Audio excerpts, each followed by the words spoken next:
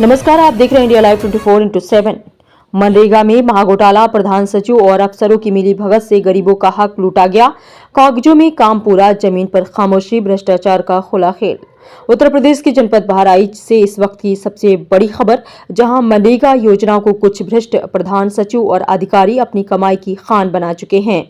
विकासखंड बल्हा के ग्राम पंचायत सरैया में ऐसा घोटाला सामने आया है जो गरीबों के हक पर सीधा तमाचा है।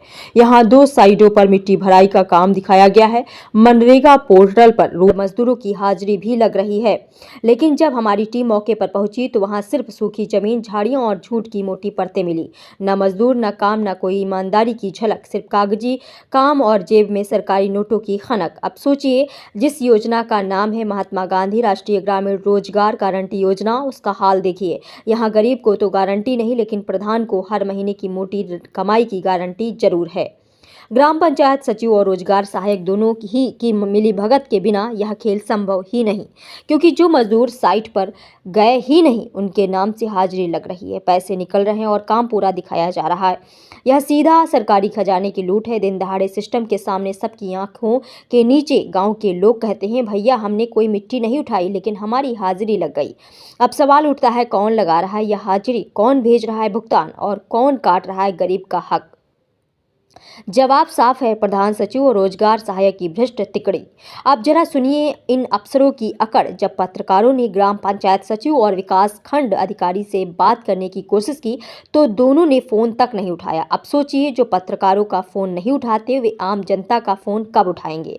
शिकायत कीजिए तो टालते हैं, देख लेंगे, भेज देंगे, रिपोर्ट बनाएंगे, लेकिन जमीन पर काम नहीं, सिर्फ बहाने और बेईमानी के ढेर। यह सिर्फ एक पंचायत की कहानी नहीं, यह उस पूरे सिस्टम की पोल है जहां अधिकारी से लेकर प्रधान तक एक ही धुन में नाच रहे हैं, भ्रष्टाचार की धुन पर। और ऊपर बैठे अधिकारी जो कार्रवाई करने की कसम खाते हैं, वे या तो आंखें मूंदे बैठे हैं या फिर उनकी भी हिस्सेदारी तय है।